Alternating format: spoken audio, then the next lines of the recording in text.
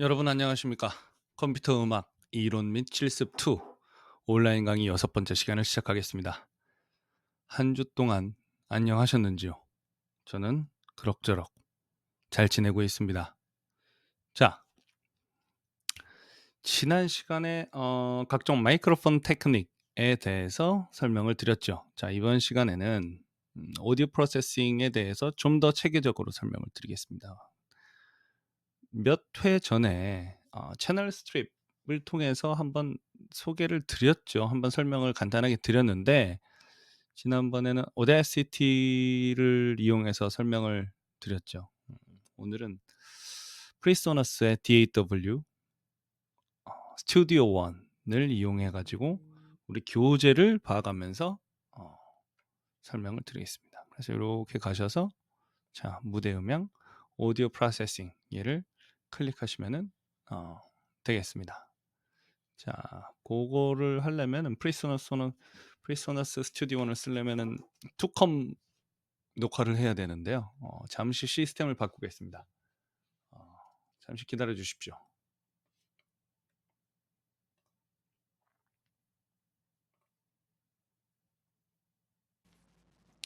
자, 이거는 스튜디오 1의 시작 화면이고요. 저는 현재 프로페셔널 버전을 쓰고 있습니다. 이걸 사란 얘기는 아니고요. 프라임 버전이라고 무료 버전이 있으니까 여러분들은 그거를 쓰시면 됩니다. 물론 프로 버전과는 좀 달라요.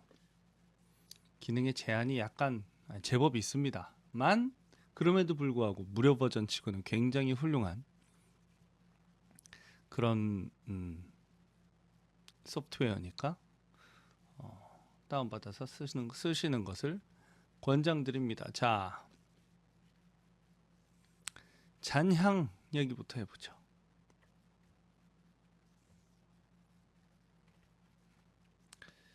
실내에서는 음이 발생되면 직접 음 외에 반사음이 겹쳐지게 된다. 당연히 그렇죠.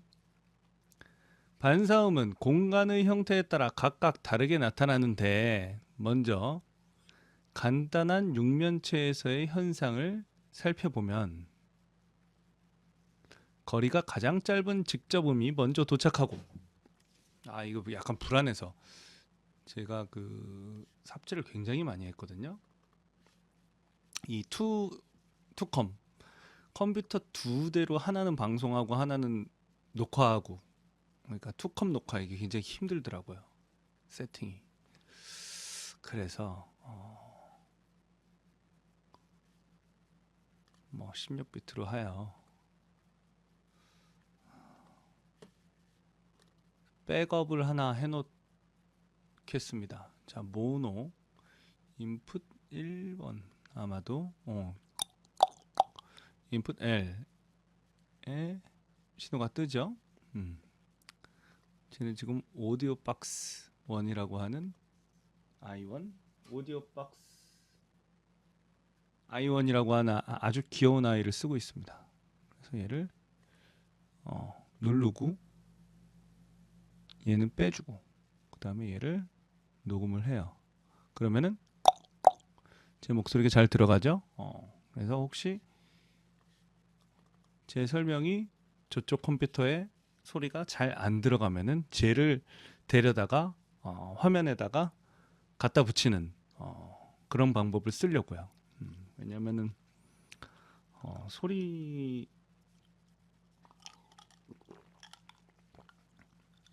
이 에이시오 드라이버라고 하는 자 봅시다. 지금 스튜디오 1의 옵션에 가가지고 지금 오디오 디바이스 가면은 오디오 박스라고 되어 있긴 하나 얘는 사실상이 아니라 얘는 에이시오 ASIO라고 하는 그 오디오 소프트웨어 전용 드라이버를 그러니까 프로페셔널 오디오 소프트웨어들이 사용하는 ASIO라고 하는 드라이버에 의해서 작동이 돼요. 그래서 윈도우즈에서 기본으로 제공하는 그런 그 음성 지원 소프트웨어, 소리 전용 소프트웨어가 아니란 말이지. 무슨 W 뭐 W 뭐 어쩌고 저쩌고 뭐 이런. 그래가지고 얘를 키는 순간 뭐가 되게 많이 안 돼요. 그러니까 이 ASIO 드라이버에서만 작동을 하는 이런 그 음악 전문 소프트웨어가 그 범용 소프트웨어하고의 호환성이 안 좋아지는 경우가 종종 일어납니다. 그래서 이렇게 백업을 해놓는 거고요. 다시 잔향으로 돌아와서요. 자, 우리 잔향을 정말 못 느끼는 경우, 우리가 실내에서는 반사음이 존재하죠. 어떻게 해서든. 자, 그래서 간단한 육면체, 그러니까 방이나 교실에서 보면은 거리가 가장 짧은 직접음이 먼저 도착하고, 그러니까 예를 들면은 제가 교실 앞에서 떠들면은 제 입에서 여러분들 귀에 최단 거리로 가는 직접음이 제일 먼저 도착하겠죠, 당연히. 그 다음에 1차적 반사음, 원 쿠션, 그렇죠? 그 다음에 투 쿠션, 쓰리 쿠션 맞고 병 맞고 들어가는 애들 소리들이 형성되죠. 그래서 이 우리가 같은 교실에 있어도 어느 곳에 있느냐에 따라서 소리가 다 다릅니다. 우리가 음악회장에 가서도 소리가 다 다를 수밖에 없어요. 왜? 그 공간 안에서 직접음과 반사음의 비율이 모든 사람들에게 달라지기 때문이죠. 그래서 원음 같은 건 없는 거예요. 그렇죠? 그러니까 원래 뭔가 그 본질의 사운드 이런 거는 없어요. 그냥 절대 사운드, 앱솔루트 사운드 이런 건 없는 거예요. 당연히. 왜? 온도 따라서도 달라지죠, 소리는. 온도 따라서 소리의 속도도 달라진단 말이지. 심지어는. 그렇다. 그래서 직접음 직후에 도착하는 한면, 이거 아니에요. 한면 아니에요. 면면. 여기 봐봐요. 여기 초기 반사음을 몇 개를 잡았어요. 둘, 셋, 넷, 다섯, 여섯, 일곱 개. 이게 1번이라고 그러면은 7번까지 여기 초기 반사음으로 잡았잖아. 그 다음부터 잔향이라고 잡고. 그러니까 면면, a few, 뭐 요 정도로 생각하시면 돼요. 걔네들을 초기 반사음이라고 하고 그 이후의 반사음들의 집합체를 잔향이라고 한다. 잔향을 잔소리 뭐 이렇게 얘기해도 되겠네. 남아있는 소리 뭐 이렇게. 자, 그래서 자, 기본적으로 소리는 우리가 시간축에서 봤을 때 직접음과 초기 반사음과 잔향 이렇게 세 가지로 시간축에서 세 가지로 나눌 수 있으며, 당연히 대부분의 경우 직접음이 제일 크고요. 그 다음 초기 반사음, 그 다음에 잔향, 이렇게 순서대로 그 음량이 달라지겠습니다.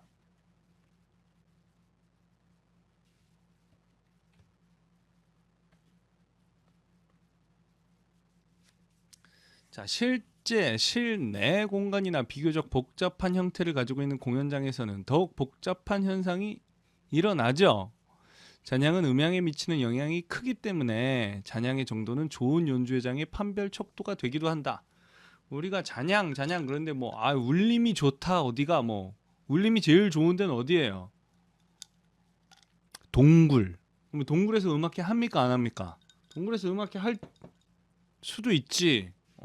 필요하면은. 그러면은 뭐 그 다음에 우리 노래 부를 때 화장실에서 노래 부르면은 기분이가 좋아지죠. 기분이 좋거든요. 왜?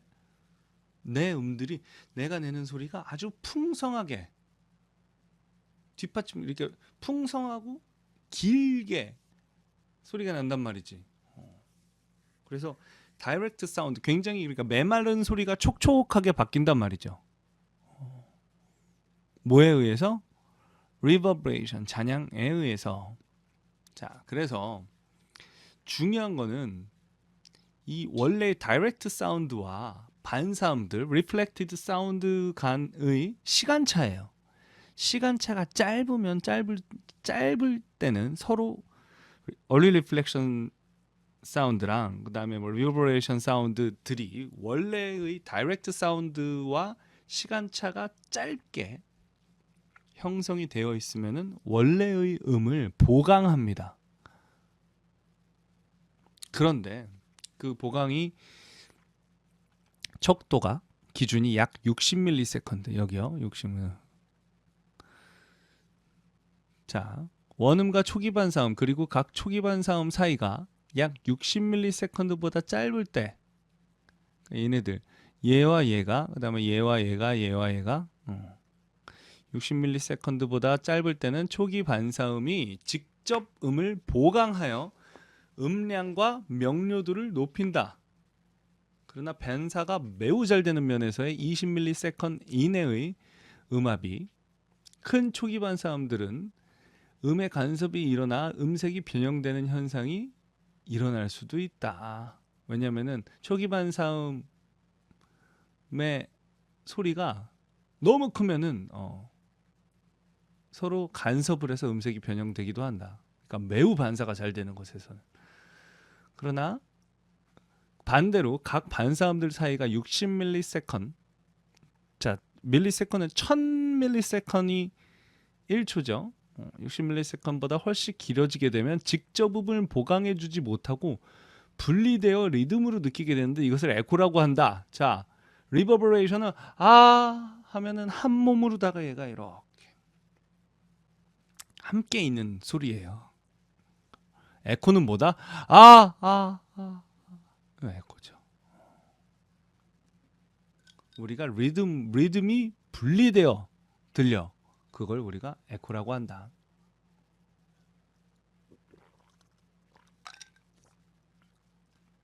그래서 반사체의 흡음 정도가 잔향의 양과 시간에 영향을 당연히 미치죠. 흡음이 잘 되는 물체로 둘러싸인 공간은 녹음실이요. 잔향이 적어 잔향 지속 시간이 짧아지고요. 따라서 잔향의 정도는 잔향 시간으로 나타낼 수 있는데 그럼 흡음이 잘 안 되는 데는요. 목욕탕이요. 그다음에 기본적으로 유리로 되어 있는데 목욕탕이 타일이 유리예요, 사실. 그렇기 때문에 소리가 흡수가 잘 안 된다. 그래서 잔향 시간 RT60이란 이런 거는 이제 시험 문제 내기 좋지, 당연히.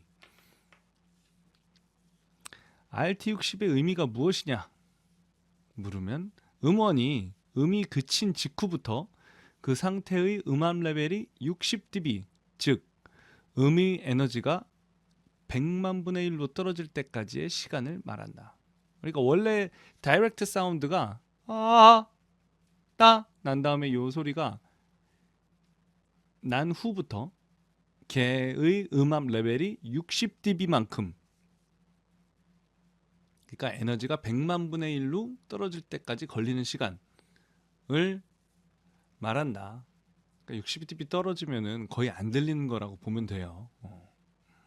그래서 어떤 큰 소리든 긴 잔향 시간은 소리의 울림이 풍부하다는 느낌을 주게 되지만, 자, 이게 잔향 예를 들어서 내가 노래를 할 때 화장실에서 노래할 때 기분이가 좋지만, 예를 들어서 제가 화장실에 옹기종기 모여서, 그러니까 큰 목욕탕에 모여서 수업을 한다고 생각해 봅시다. 내가 지금 이거 얘기하고 있는 게 지금 화장실에서 수업을 하고 있다고 생각을 해봐요. 그러면은 여러분들이 들을 때 짜증이 나요, 안 나요? 짜증이 나죠. 왜? 명료도가 잔향 시간이 너무 길게 되면 명료도가 떨어져 사람의 대화 등을 인식하기 어렵게 되며 아주 빠른 음악의 경우 화음이 겹치게 된다. 그렇게 되겠죠, 당연히. 너무 짧은 잔향 시간은 상대적으로 소리의 울림이 풍부하지 못하고 빈약함을 주며 특히 음악에 있어서 음들이 부드럽게 연결되는 느낌을 못 줘요. 예를 들어서 자, 우리가 오케스트라 연주회장에서 오케스트라가 연주하는데 그 오케스트라가 학교 운동장에서 연주를 한다고 생각을 해봅시다. 그러면은 반사되는 소리가 있어요, 없어요? 엄청 크게 나면 있을 수가 있지. 저기 그 아파트 단지 그러니까 아파트 건물 벽 맞고 나오거나 이럴 수 있죠. 그러면 사막에서 연주하면 정말 드라이할 거예요, 소리가. 공기도 드라이하고 소리도 드라이하고. 아마도 왜 바닥 모래는 소리를 엄청 흡수를 잘하겠죠. 게다가 모래가 굉장히 두텁게 밑으로 깔려 있을 거 아니에요. 그 다음에 반사되는 면이 없고 그러면 소리가 굉장히 빈약하게 들릴 것이다. 그래서 적절한 잔향 시간은 장르에 따라서, 그러니까 우리가 어떤 음악을 들을 것인가에 따라서 달라진다. 그래서 오케스트라 연주회장 클래식 이 약 2.2초, 그다음에 뭐 라이트한 콘서트홀 음향이 1.8초, 그다음에 강연회장 그러니까 스피치어는 약 0.8초가 적절한 것으로 밝혀졌다기보다는 그냥 통상적으로 그렇게 생각을 하는데, 이는 절대적인 값이 아니고 참고치다. 절대적인 건 없죠. 왜냐하면 변수가 굉장히 많기 때문에.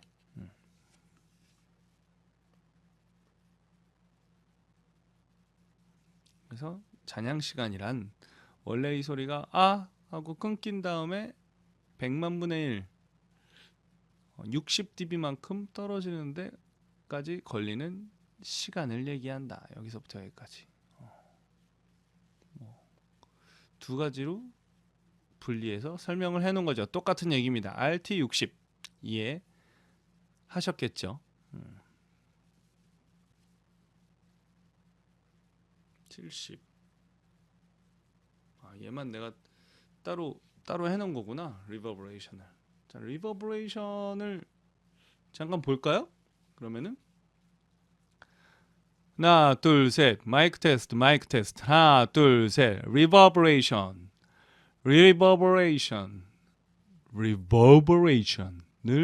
테스트합시다. 자, 그러면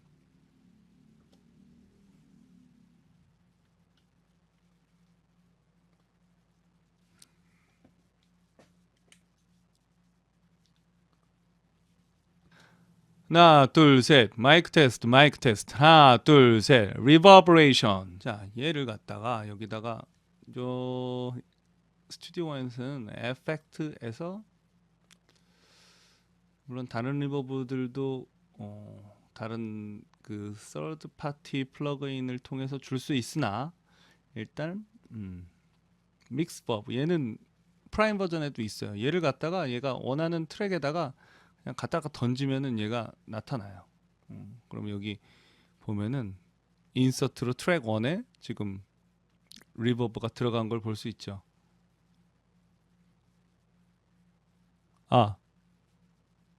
이건 안 나지. 그 다음에 이걸 들어봅시다.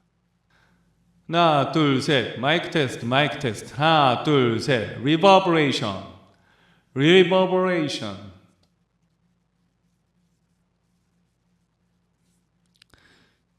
자, 어때요? 하나도 안 자연스럽죠. 그래서 여기 그 프리셋들이 있어요.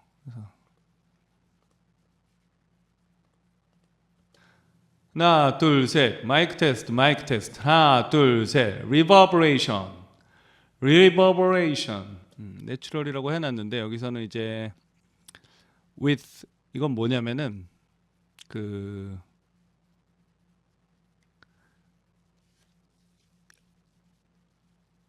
이 뭐냐 제 목소리는 마이크 테스트 하나 둘 셋 리버브.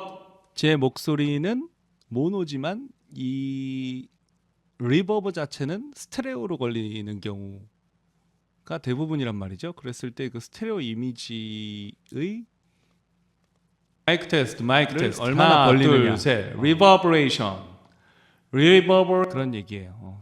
그 width는, 그다음에 넓이, 그 뭐랄까 공간감의 넓이를 생각을 하시면 되겠습니다.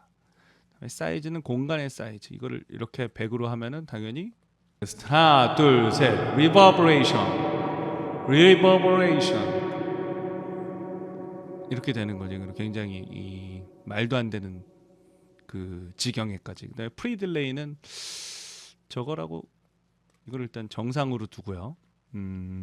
보컬 타이트, 얼마나 타이트한지 모르겠으나 하나, 둘, 셋, 마이크 테스트. 얘는 이제 딜레이를 좀 줄 수 있는 것 같은데 500ms를 한번 주고 해봅시다. 하나, 둘, 셋, 마이크 테스트. 하나, 둘. 얘는 딜레이예요. 그러니까 믹스버브가 뭐랄까, 얘는 둘, 셋, 리버버레이션, 댐핑도 한번 보죠. 댐핑을 0으로 놓은 거랑 하나, 둘, 셋, 마이크 테스트. 하나, 둘, 100으로 놓은 거랑 비교를 해보면 하나, 둘, 셋, 마이크 테스트. 하나, 둘, 셋, 리버버레이션. 음색이 좀 달라졌죠. 그래서 댐핑이라고 하는 거는 사실 음색 변화라고 보면 돼요. 그래서 얼마나 소리를 뭐 단단하게 만드느냐, 이걸 가지고 댐핑이라고 하는데, 솔직히 말하면 저는 그 스튜디오 원의 리버브가 그냥 그래요. 하나, 둘, 셋, 마이크 테스트. 하나, 둘, 셋. 지금 이게 뭐야? 리버브도 종류도 하나밖에 없고. 하지만 어떡하겠어요. 써야지. 이거밖에 없는데. 하나, 둘, 셋, 마이크 테스트. 하나, 둘, 셋, 리버버레이션. 공간감이 좀 생기죠. 그래서 이거 말고 뭐, 그래서 사실 룸 리버브라고도 따로 있네. 믹스버브 말고. 쟤들 잠깐 볼까요? 그럼 얘는 꺼주고 룸 리버브 자 두면은 이게 좀 더 좋아 보이네. 그럼 얘는 이 좀 더 입체적으로 얘네들을 조절을 할 수 있는 하나, 둘, 셋, 마이크 테스트. 하나, 둘, 셋, 리버버레이션을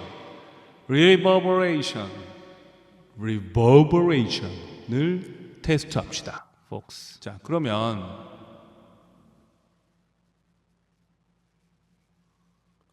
하나, 둘, 셋, 마이크 테스트. 하나, 둘, 셋, 리버버레이션. 자, 기본적으로 아까도 있었지만 믹스버브도 마찬가지지만 모든 오디오 프로세싱의 기본은 믹스예요. 믹스.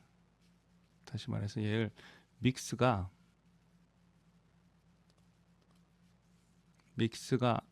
이렇게 하면은 다 섞인 거고, 이렇게 하면 하나도 안 섞인 거야. 다 섞이기, 안 섞이기, 다 섞이기, 안 섞이기. 근데 얘는 그 믹스가 아니고 여기 있구나, 믹스가. 예를 들어서 얘를 믹스를 빵으로 놓고 하면은 하나, 둘, 셋, 마이크 리버브가 하나도 안 걸려 있죠. 근데 100으로 놓고 하면은 리버브만 소리가 나게 돼 있어요. 하나, 둘, 셋, 마이크 테스트. 그래서 얘네들을 내가 몇 퍼센트를 섞을 것인가, 이거 굉장히 중요합니다. 그래서 자연스러운 소리를 하나, 둘, 셋, 마이크 테스트.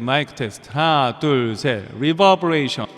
자연스러운 소리를 만들어내야 돼요. 내가 적절한 걸, 뭐 사이즈, 랭스, 믹스, 그다음에 뭐 width, height, 뭐 등등등등을 이 파라미터들을 이렇게 저렇게 바꿔가면서 내가 연구를 해야 돼요. 그래서 적절한 내가 원하는 그런 음색을 찾아내셔야 된다. 기본적으로 그렇습니다.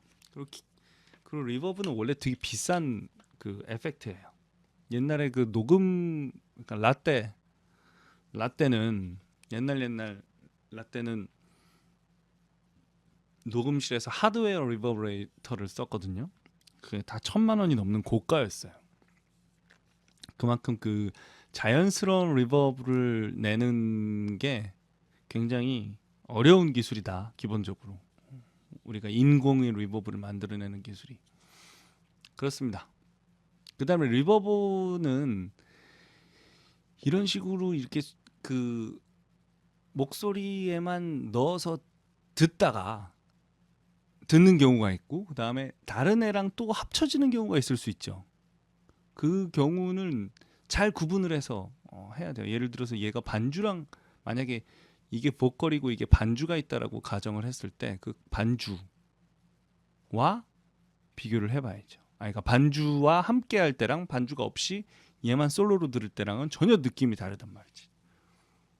그래서 그런 상황이 있다면 그런 상황까지 고려를 하셔라. 그래야 한다. 그렇습니다. 자, 다음.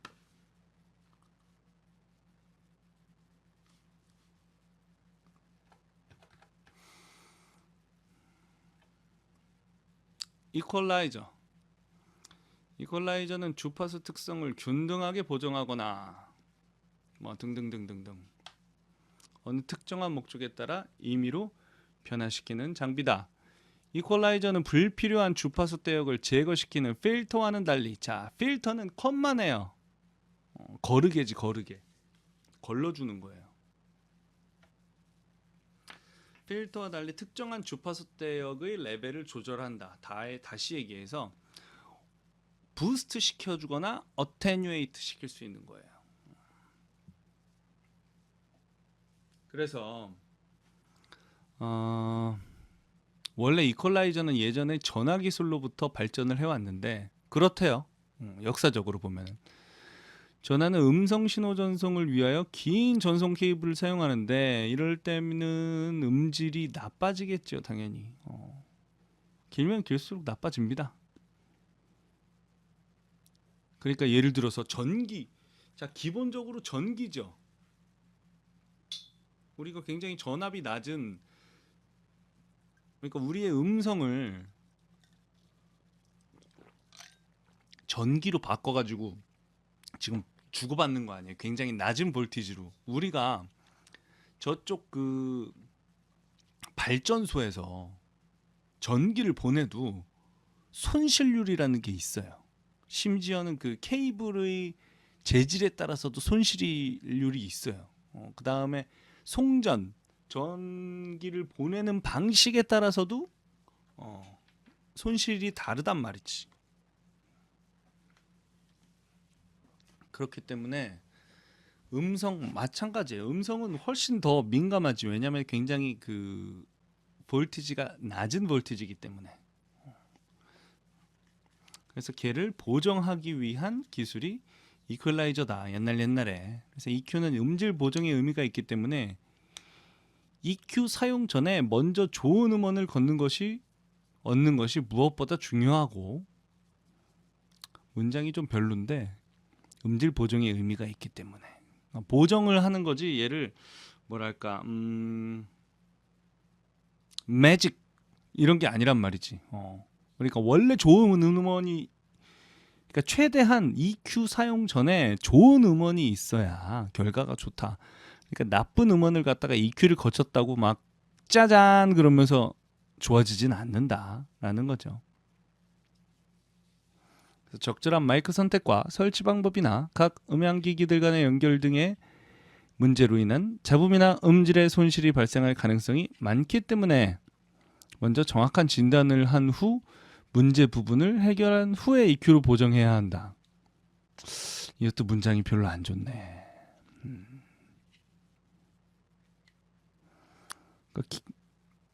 EQ로 음질 보정을 하는데 아니 문제가 있기 전에 말고, 문제가 있기보다는 소리를 더 아름답게, 아니면은 내가 원하는 취향으로 음색을 바꿔주기 위해서 EQ를 사용한다 라고 생각하시면 됩니다.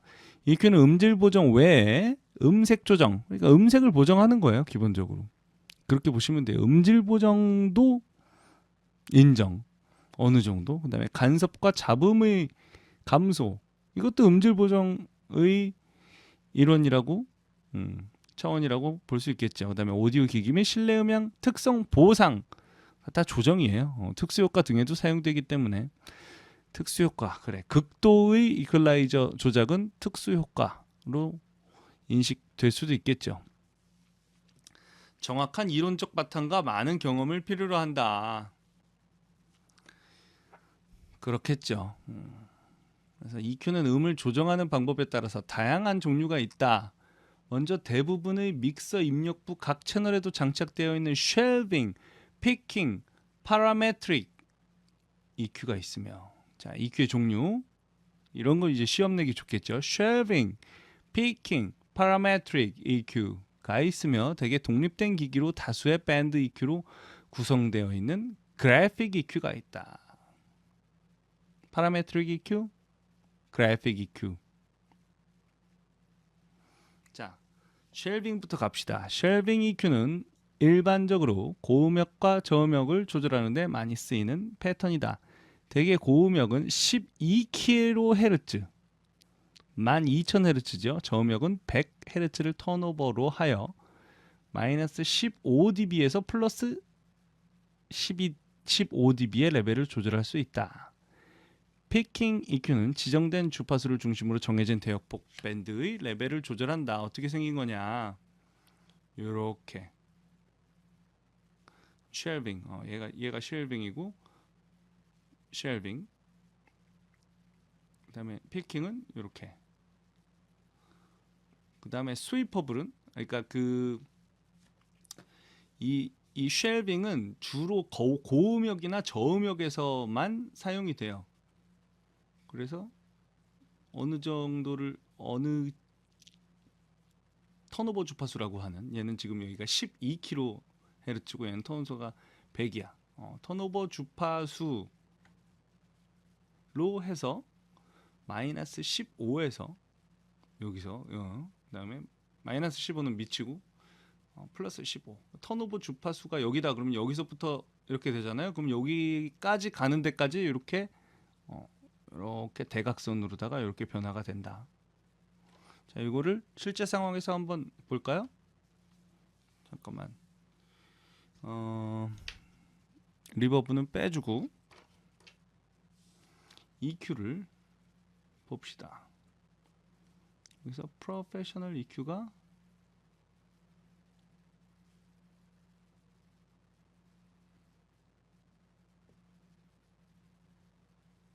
있을 거예요. 오케이. 자, 그러면은 봐봐요. 여기 로우 프리퀀시에 보면은 얘를 지금 활성화 시켰죠. 여기 지금 피킹이라고 돼 있어요. 그러면 얘를 갖다가 게인을 이렇게 주면은 피킹이 아니라 우리가 쉘빙을 몇 dB로 줄 것인가?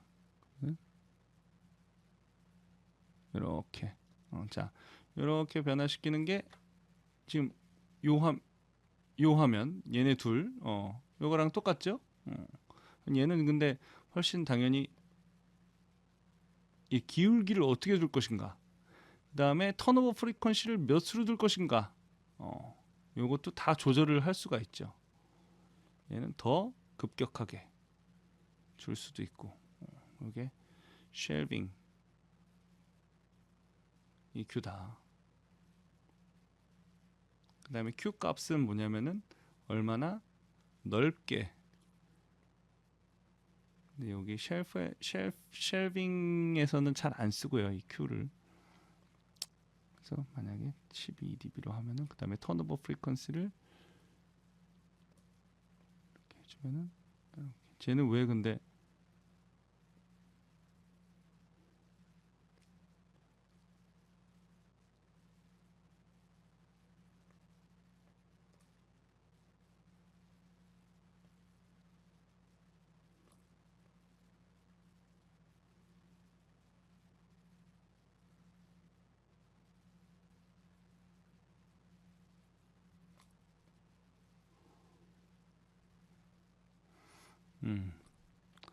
Q 값을 얼마를 줄 것이냐에 따라서 많이 달라지죠. 1이 디폴트 값입니다. 그래서 턴오버 프리퀀시를 몇으로 둘 것이냐, 그 다음에 게인을 얼마나 높이고 얼마나 낮출 것이냐에 따라서, 그 다음에 쉘프 요 기울기 값을 얼마나 줄 것이냐, 급하게 주면은 이렇게 되고, 여기 중간치, 그 다음에 얘는 살짝 쉘비 하이 프리퀀시 마찬가지죠. 그래서 이렇게 요거를 쉘빙 EQ라고 한다. 그 다음에 피킹 EQ는 우리가 저기 제일 많이 쓰는 거예요. 피킹. 지금 그 별 말이 안 나와 있는 얘네 셋 있죠. 미드 프리퀀시랑 로우 미드 프리퀀시, 하이 미드 프리퀀시, 얘네들은 피킹이에요. 그래서 얘네들을 이렇게 줄 수도 있고, 프리퀀시를 이렇게 옮겨줄 수도 있어요. 이게 가변형, 이거 스위퍼블이라고 얘기를 하죠. 가변형. 그래서 중심 주파수를 바꿔주는 거죠. 그 다음에 파라메트릭 EQ는 스위퍼블 EQ의 Q 값이라고 하는 주파수 대역 폭을 조절할 수 있는 기능을 더한 것으로 보다 섬세한 작업을 가능하게 한다. 이거죠, 바로. 자, Q 값. 내가 지금 500Hz에서부터 내가 3dB를 키워줬어. 근데 이 Q 값을 조절해서 Q 값이 커지면 커질수록 좀 더 적은 영역, 적은 주파수 영역대를 아주 세밀하게 키우는 이럴 수 있는 거고, 얘를 낮추면 낮출수록 펑퍼짐하게 이렇게 넓어지는 거예요. 만약에 이게 0에 가까울수록 플랫하게 되는 거지, 심지어는. 이게 디폴트 값이고요. 1이 Q는 1이 디폴트 값이다. 그래서 1보다 작아질수록 더 펑퍼짐해지고 1보다 커질수록 좀 더 날카로워진다. 특정 주파수, 그러니까 더 스페시픽해진다 라는 것을 아시면 되겠습니다. 그 다음에 여기 있는 김에 이거는 이따가 나오면 합시다. 자, 그 다음에 그래픽 EQ는 뭐냐면은, 여러분들이 이 소프트웨어 상에서는 볼 일이 뭐 있기도 해요. 주로 몇 밴드로 나누냐, 옥타브를 몇 개로 나누냐에 따라서 뭐 31밴드도 있고 뭐 10밴드도 있고 뭐 그런데, 밴드 EQ는 피킹 EQ로서 EQ의 종류에 따라 Q 값이 정해져 있으며, 그래픽 EQ는 전 가청 주파수 대역을 밴드 수로 나누어 구분하거나 대역폭을 옥타브와 비교하여 구분을 하는데, 뭔 소리인지 모르겠죠. 아직 가청 주파수 대역은 20에서 2만으로, 이건 당연한 거고, 약 10옥타브가 된다. 봐봐요. 20에서 2만으로 하면은 약 10옥타브 되죠. 그래서 옥타브당 하나씩 하면은 10밴드야. 전 대역을 조절하려면 3분의 1옥타브 대역폭의 밴드 EQ가 31개 필요하고, 3분의 2, 그러니까 3분의 1 옥타브, 그러니까 옥타브를 3개로 나눠 가지고 각각 조절을 하려면은 31개 정도가 필요하고, 옥타브를 한 3분의 2 옥타브씩 조절을 하려면은 15개. 그다음에 한 옥타브씩 조절하려면 10개 정도가 필요해요. 그래서 그 31밴드나 15밴드가 제일 많이 사용이 돼요. 그래서 뭐냐면은 31밴드 EQ, 뭐 15밴드 EQ 이런 식으로다가 하드웨어로 많이 쓰는데, 그 여러분들은 주로 이 소프트웨어를 통해서 그 얘네들을 다루기 때문에 실질적으로 쓸 일은 그렇게 안 많아요. 근데 어쨌든 요 개념은 되게 알아두셔야 된다. 20에서 2만을 몇 개로 나눠 가지고 우리가 저걸 하느냐, 조절을 하느냐. 그래서 10밴드, 15밴드, 31밴드 이런 거는 옥타브당 3분의 1 그러니까 전대역을 3분의 1 옥타브로다가 20대 2만을 20에서 2만을 나눈 거고, 그다음에 3분의 2 옥타브씩 얘네들을 나눈 거고, 그다음에 옥타브씩 얘네들을 나눈 거고, 10옥타브를 이렇게 해서 10밴드, 15밴드, 31밴드 이렇게 나뉘어져 있다. 이렇게 나눈다라는 것을 기억하시면 되겠습니다. 생각보다 오래 떠들고 있네요, 제가. 자, 그 다음에 필터. 뭐뭐 남았냐? 컴프레서, 익스팬더, 노이즈 게이트, DS. 오케이, 좋아요.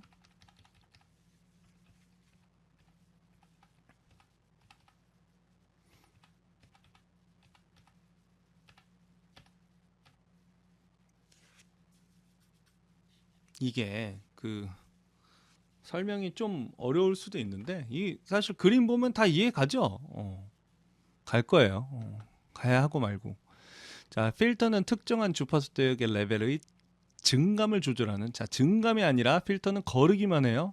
그게 제일 큰 차이죠. 주파수 대역을 제거, 컷 시키는 역할을 한다. 음향에서는 고역 통과 필터, 하이 패스 필터와 저역 통과, 로우 패스 필터를 주로 사용하며, 이거 그대로 읽으면 돼요. 하이 패스, 위에가 지나가는구나. 로우 패스, 밑에가 지나가는구나. 그다음에 특수한 음향 효과를 위한 밴드 패스, 특정 밴드만 지나가는구나. 특정 주파수 제거, 나치 필터, 어디 특정 한 대만 죽여버리는구나.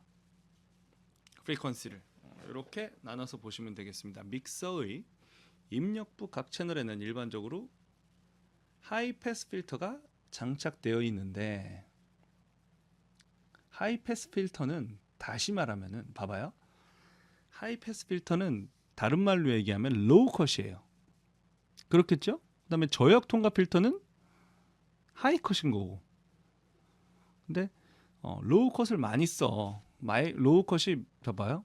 믹서의 입력부 각 채널에는 일반적으로 고역 통과 필터가 장착되어 있다. 그러니까 로우 컷이 있다는 얘기죠. 로우 컷이 왜 있냐면은 그 우리가 원치 않는 잡음들이 로우 프리퀀시에서 많이 일어나기 때문이지. 그래서 걔네들을 차단시켜 주려고. 예를 들면은 저기 문 밖에, 아니면 길 건너 버스 소리, 이런 거 이러면서 그러니까 직접음은 안 들리고 저음들만 들리는 그런 그 노이즈들이 많단 말이죠. 그런 애들을 우리 날리기 위해서 하이패스 필터를 거는 경우가 많다. 이 필터는 설정된 컷오프 주파수 이상의 높은 주파수 대역을 감쇄 곡선에 따라서 통과시켜 낮은 대역을 제거한다. 컷오프 주파수는 원래보다 줄어들기 시작하여 마이너스 3dB 되는 지점의 주파수를 말하며, 컷오프 주파수는 원래보다 해가지고 마이너스 3dB 되는 지점. 감쇄 곡선은 옥타브마다 일정한 간격으로 감쇄되는 곡선을 얘기한다. 예를 들면은 옥타브당 12dB가 슬로프 at 12dB per 옥타브냐, 얘는 이렇게 표현을 하는데, 마이너스 3dB at 80Hz 라고 하는 거는 하이패스 필터가 원래보다 줄어들기 시작하여 마이너스 3dB 되는 지점이 80Hz다. 이후 옥타브마다 12dB씩 떨어진다. 이 소리예요. 이걸 이렇게 같이 얘기해요. 이거는 꼭 이렇게까지 몰라도 돼요. 근데 얘를 보면은 그냥 이해는, 그러니까 이거를 제가 꼭 외워라 이런 것까지는 아니다. 그러니까 옥타브마다 12dB씩 떨어지는 슬로프를 가지고 있는 80Hz에서 마이너스 3dB가 되는 그 하이패스 필터다 라는 거죠. 이거를 만들어 볼까요? 여기서.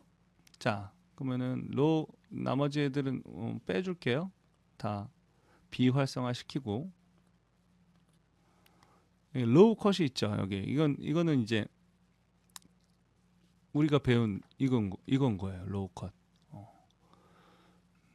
요거를 한번 여기서 만들어 봅시다. 그러면 로우 컷을 실행을 시켜놓고 옥타브당 얘는 12dB. 그러면 맞아요? 옥타브당 12dB. 오케이. 맞네. 일반적으로 많이 쓰이기 때문이죠. 그 다음에 여기 컷오프 프리퀀시가 여기는 몇이에요? 100Hz죠. 그럼 여기도 100Hz로다가 얘를 적어 봅시다. 그럼 어떻게 돼?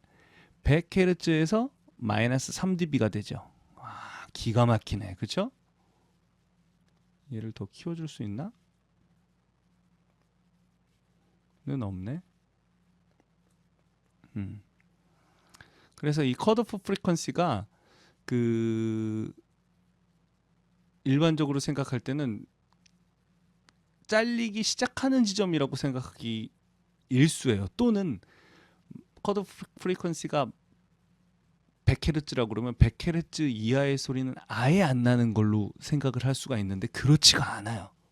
필터가 칼로 무자르듯이 되는 게 아니다. 그래서 컷오프 프리퀀시에서 마이너스 3dB가 줄어들고 옥타브당 이 슬로프를 얼마나 급하게 하느냐는 우리가 정하기 나름이다. 이걸 24dB 옥타브당 이렇게 더 줄죠. 그다음에 얘는 36dB, 얘는 48dB.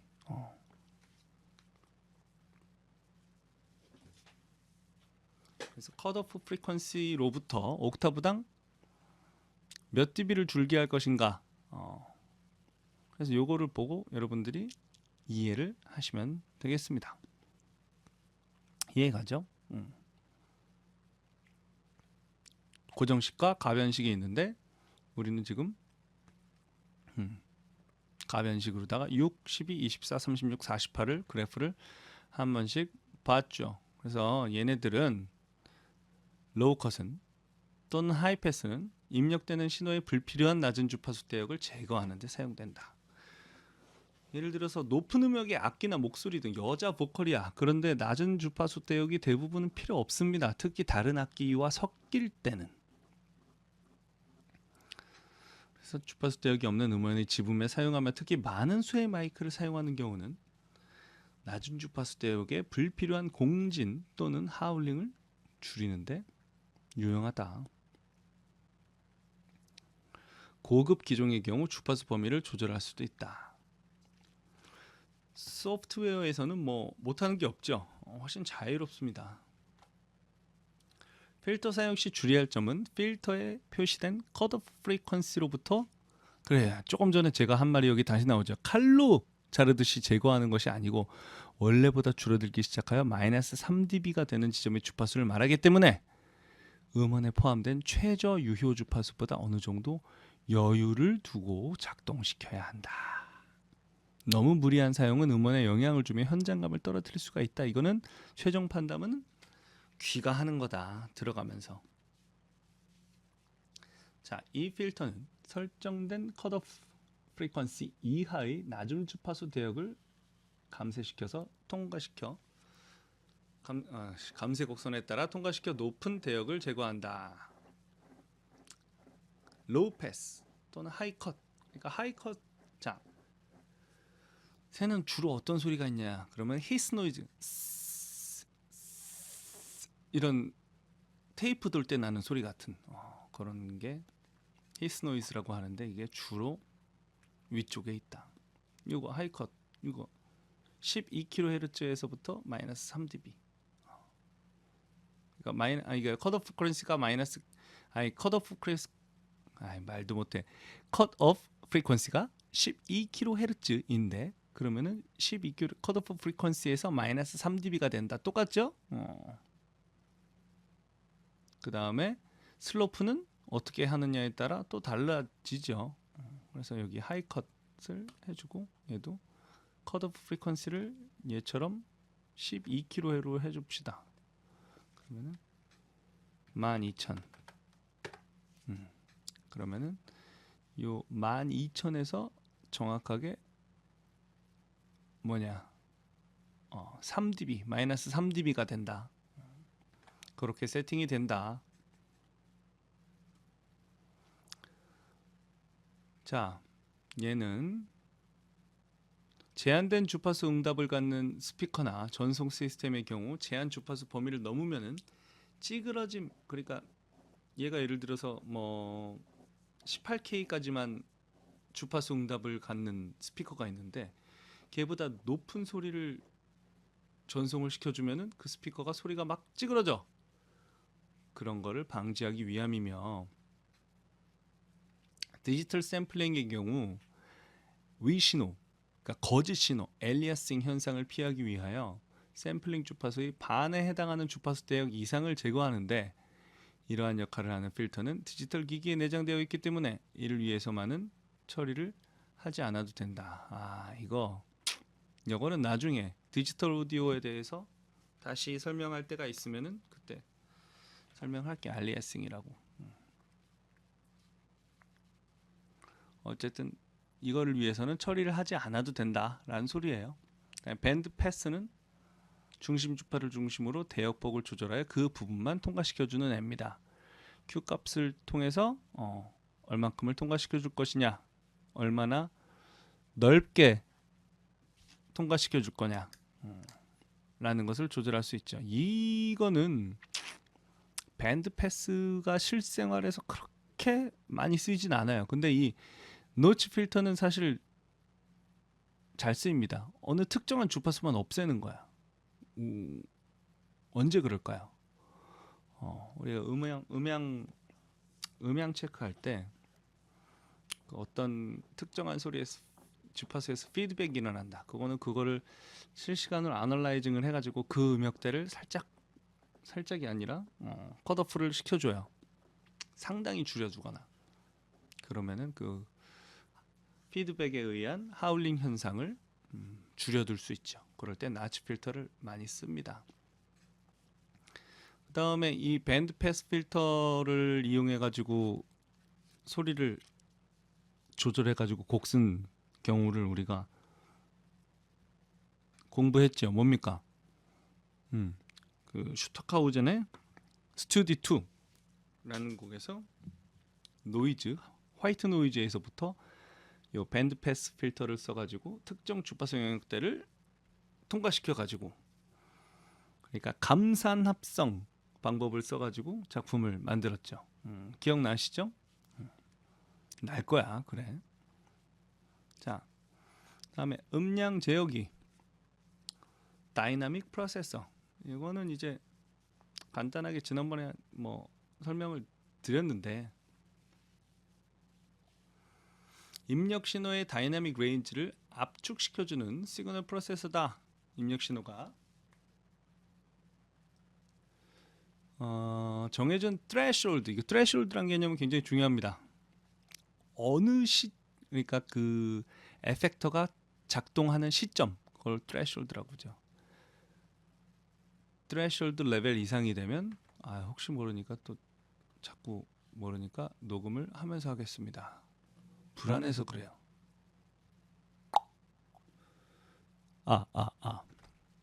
자, 어느 threshold 이상의 소리가 들어오면 출력 레벨을 자동으로 낮춰주는 기능을 한다. 따라서 정해진 레벨 이하는 다이나믹 폭이 원음 그대로 변화가 없으나 그 이상은 상대적으로 다이나믹 폭이 줄어든다. 피크 리미터는 일종의 높은 비율의 컴프레서로 그냥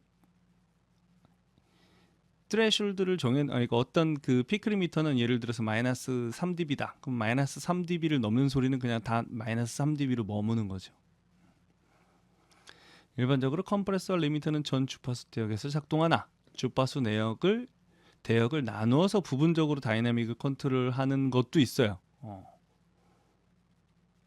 발전된 형태의 컴프레서도 있다. 음향 시스템에서는 기본 저음부터 최대 입력 허용치, 음악 또는 악기에 있어서 아주 작은 피아니시모부터 제일 큰 포르테시모까지의 음압차를 다이나믹 레인지라고 하는데, 그러니까 제일 작은 소리부터 제일 큰 소리까지를 다이나믹 레인지라고 하죠. 근데 팝 음악의 경우는 다이나믹 레인지가 굉장히 작아요. 그쵸? 그런데 클래식 음악은 다이나믹 레인지가 굉장히 넓죠. 크죠.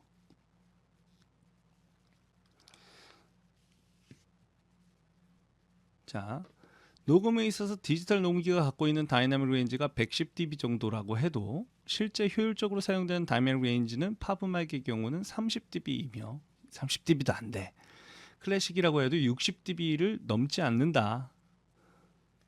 그러다 실제 라이브 공연은 100dB 이상을 갖는다. 따라서 이를 50dB의 효율적인 다이나믹 레인지로 녹음하려고 할 때 단순히 볼륨만 줄이면 피아니시모의 작은 소리는 안 들린다. 뭐 이거 지난 시간에 제가 설명 드렸을 거예요. 컴프레싱에 대해서. 그래서 자, 이거는 왜 쓰냐? 하나, 둘, 셋. 마이크 테스트, 마이크 테스트. 하나, 둘, 셋. 리버버레이션. 리버버레이션. 자, 이 신호가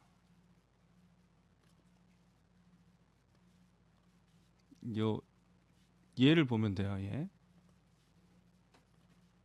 얘 말고 리버버레이션을 테스트합시다. 하나, 둘, 셋. 마이크 테스트, 마이크 테스트. 하나, 둘, 셋. 리버버레이션.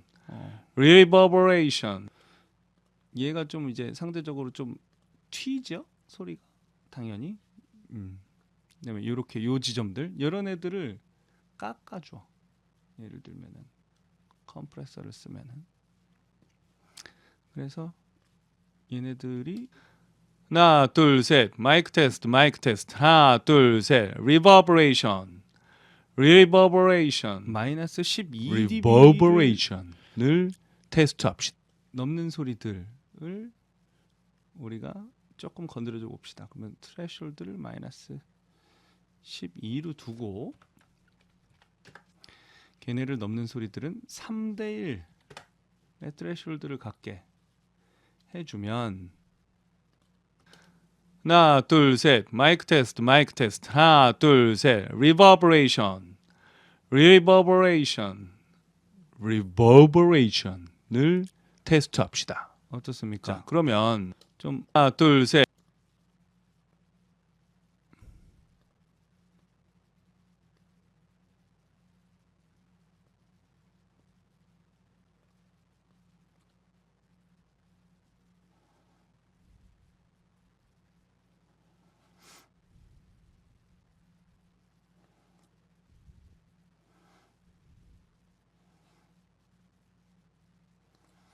아니, 내가 이러려고 이런 건 아닌데. remove, compress.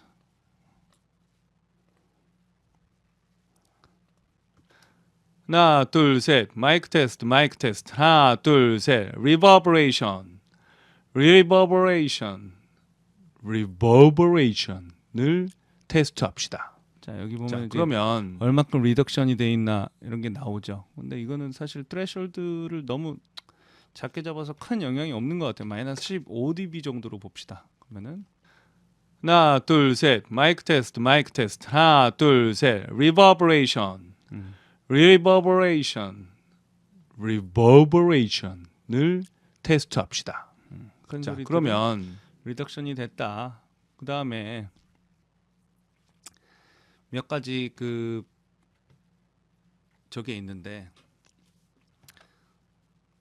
자, 컴프레서는 그래가지고 이 소리의 레벨을 좀 더 고르게 해주기 위해서 다이나믹의 변화를 시키는 거죠. 큰 소리의 소리를 압축을 시키는 거예요. 그래서 다이나믹이 큰 부분을 압축시켜서 줄이는 거지. 줄인 만큼 전체적인 소리 레벨을 키워주는 거죠. 그런 용도로 씁니다. 그 다음에 사실은 음색을 보정하는 용도로 쓰기도 하고요. 그래서 보컬 같은 경우에 우리가 이 컴프레서의 위력을 느낄 수 있는 것은 그 가수들 발라드 앨범 녹음해 놓은 거 보면 알 수 있죠. 앞부분에 속삭이는 부분이나 뒷부분에 소리 지르는 부분이랑 다이나믹 차이가 크지 않아요. 왜? 작은 부분은 키우고 큰 소리는 압축을 했기 때문이죠. 그래서 실제적으로 걔네들의 레벨 차이가 크지 않습니다. 그게 컴프레싱을 했기 때문이다. 자, 근데 레이시오를 3대1로 정했는데 이 3대1이 아니라 이렇게 해가지고 만약에 20대 1로 그러니까 무한대지. 여기를 키워서 이렇게 했다. 이거 아주 그러니까 극단적인 케이스의 컴프레싱은 곧 뭐다? 이거를 이제 리미터라고 보면 되는 거죠. 하나, 둘, 셋. 마이크 테스트, 마이크 테스트. 하나, 둘, 셋. 리버버레이션, 리버버레이션, 리버버레이션을 테스트합시다. 자, 그러면 얘를 더 극단적으로 해볼까요? 그러면 소리가 아주 답답한 소리가 날 거예요. 하나, 둘, 셋. 마이크 테스트, 마이크 테스트. 많이 답답해졌죠. 하나, 둘, 셋. 리버버레이션. 이만큼 지금 리덕션 리버버레이션. 된 게 보이죠. 리버버레이션을 테스트합시다. 자, 그러면 굉장히 매우 일정한 아주 균등한 다이나믹을 얻었지만 음색이 많이 바뀌죠. 그래서 압축을 하는 것도 들어가면서 음색이 바뀌기 때문에 감각적으로 경험도 필요하고요. 감각도 필요하고 듣는 귀도 필요하다. 다시 말하지만 이 소리를 바꾸는 일, 이 음향은 이거는 종합 예술이다. 우리의 과학적 지식과 예리한 귀와 우리의 예술적 감각이 삼박자가 어우러져서 만들어내는 겁니다. 이 소리는 오디오 프로세싱이란 그런 거다. 트레시홀드는 이거요. 컴프레서가 작동하기 시작하는 크기, 그건 트레시홀드고요. 그래서 트레시홀드보다 낮은 레벨의 신호에서는 작동을 안 해. 근데 얘를 넘어가는 순간 몇 대 몇이든 내가 설정한 레이시오대로 걸리는 거죠. 압축이 되는 거죠. 압축 비율.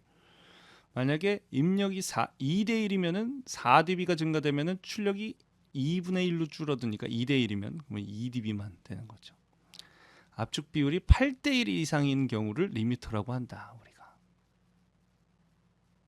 여기서 이제 중요한 파라미터 중에 어택과 릴리즈가 있어요. 이 어택 시간은 트레시홀드 이상이 된 후에 실제 압축을 시작하기까지의 시간. 그러니까 컴프레서가 이 트레시홀드 넘는 소리에 개입하는 데까지 걸리는 시간. 얼마 바로 개입하게 하는 거냐? 약간 느슨하게. 물론 이 차이는 크지 않아요. 어택은 매우 빠른 어택에서부터 여기까지는 0.4초. 그러니까 기본적으로 얘네들은 빨리 개입을 하는데 얼마나 빨리 개입을 하게 하느냐, 아주 작은 차이를 여기서 조절을 하는 거죠. 이 차이에 따라서 음색은 또 많이 바뀐다. 그렇기 때문에 이거 굉장히 중요한, 이것도 굉장히 뭐랄까 경험이 필요한 그런 파라미터입니다. 그래서 초기에는 그냥 잘 뭐랄까 그 경험이 쌓일 때까지는 기본적으로 여기에 있는 프리셋들을 보면서 뭐 피메일 보컬이다 뭐 이렇게 딱 해놓고서 요 정도에서 내가 어떻게 조금씩 바꿔 나가야 되겠구나. 여기서 변화를 주는 거죠. 프리셋에서부터 처음에 경험이 쌓일 때까지는 그렇게 하는 게 좋습니다.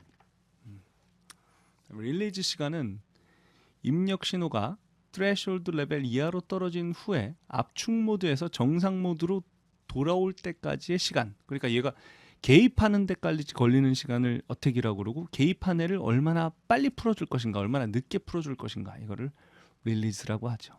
이것도 마찬가지예요. 얼만큼 있다가 풀어줄 것인가, 이것도 매우 경험이 필요하다라는 것.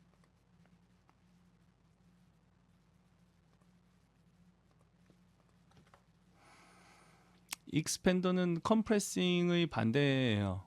다이나믹 폭을 넓혀주는 거예요.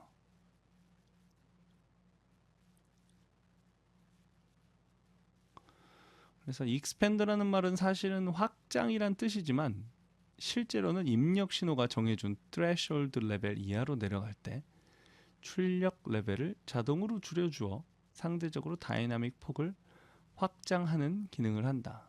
그래서 작은 레벨의 신호를 더 작게, 큰 레벨의 신호를 더 크게 해주어서 표현력 있는 다이나믹 효과를 얻을 수 있다. 그 다음에 그러니까 다이나믹 레인지를 넓혀주는 그런 에펙터죠. 시그널 프로세서. 노이즈 게이트, 이건 중요합니다. 노이즈 게이트는 높은 비율의 익스펜더 개념으로 트레시홀드 이하의 입력 신호를 자동으로 통과하지 못하게 문을 닫는 거예요. 노이즈 게이트 문이잖아요. 예를 들어서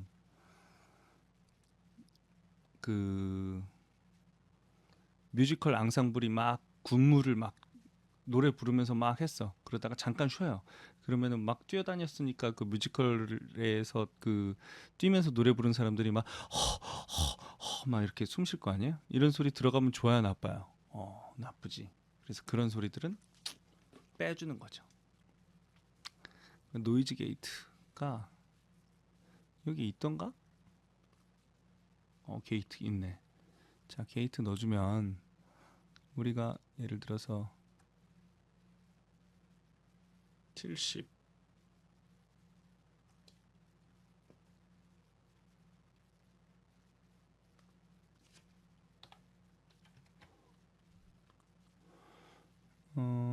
다른 애들 다 들어가라 그러고 게이트만 남겨놓으면은, 자, 우리가 내가 말을 안 할 때 70 지금 게이트가 걸려 있구나. 게이트가 빠진 상태에서 이렇게 들어보면은 70 얘만 내가 하나 둘 셋 굉장히 조용하네. 그러면은 얘를 그러지 말고 좀 더 키워볼까 소리를 한 10dB 이렇게. 마이크 오케이. 그러면은 내가 지금 70 말을 안 하는 부분에 밑에 이렇게 노이즈가 깔려 있는 게 보일 거예요. 70 이렇게. 그러면은 아직 두 가지로 한 마이너스 한 50 몇 dB 정도에서 이게 깔려 있는 게, 그러면 여기서 트레시홀드를 얘를 켜주고 트레시홀드를 뭐 마이너스 한 50 정도로 줬다. 그러면은 마이너스 50 dB를 넘지 않는 소리들은 아예 안 들어오게 하는 거지. 그래서 자 보면은 70 얘만 내가 따로 해놓은 거구나. 리버브레이션을. 자, 리버브레이션을 잠깐 볼까요? 그러면은 하나 둘 셋 마이크 테스트 하나 둘 셋 리버브레이션. 자, 소리가 안 들어올 때는 이렇게 문이 닫혀 있죠. 그래서 이렇게 문이 닫혀 있다가 소리가 나면 70 열린단 말이지. 얘만 내가 따로 해놓은 마이너스 50 dB를 넘는 그런 용도로 쓰는 거다. 노이즈 게이트는. 재밌죠? 익사이터. 이거는 뭐 잘 몰라도 되고요. 디에서는 뭐냐면은 디에서는 되게 재밌는 건데 치차름 있잖아요. 이런 소리들이 되게 거북하게 들릴 때가 있어요. 걔네들을 줄여주는 프로세서예요. DS는. 그래서 이거를 어떤 원리냐면은 고음역의 레벨만을 증폭시킨 후에 컴프레서 회로로 심하게 압축을 시킨 후에 다시 얘를 낮춰. 이게 대부분 고음역에 있단 말이에요. 이걸 시빌런트라고 그래요. 치차름. 치차름을 제어해주는. 근데 사람마다 치차름의 프리퀀시가 조금씩 다를 거 아니에요. 그래서 그런 프리퀀시를 조절을 할 수 있는 그런 DS가 좋겠죠. 디스토션 제너레이터는 기타에 쓰는 주로 꽝 전기 기타. 그다음에 딥박스. 요거는 에펙트라고 하기는 좀 그렇죠. 요거는 넘어갑시다. 그래서 오늘 얘네들 요 책에 있는 내용들을 중심으로 이 뭐냐 스튜디오 원에서 설명을 좀 드렸는데, 이거는 사실 오늘 몇 개 안 했지만 다음 시간에 다른 파라미터 다른 오디오 프로세싱도 조금 설명을 드릴게요. 우리가 이제 곡을 써야 되니까요. 근데 얘네들은 되게 오늘 다룬 거는 기본 중에 기본이에요. 그렇기 때문에 자세히 알면 알수록 좋습니다. 그래서 자세히 알면 알수록 좋으려면은 경험이 쌓여야 되는 거고요. 아까 얘기했지만 여러 가지가 어우러진 예술과 같은 행위다. 그렇기 때문에 여러분들이 섬세하게 잘 달아주시면 좋겠다. 오늘은 적이 없습니다. 출첵 과제는 없고요. 다음 시간은 있을 예정이에요. 시험을 앞두고 마지막 시간이기 때문에 그렇고요. 오늘은 간단하게 오디오 프로세싱에 대해서 설명을 드려봤습니다. 자, 그럼 다음 시간에 뵙겠습니다. 수고 많으셨습니다.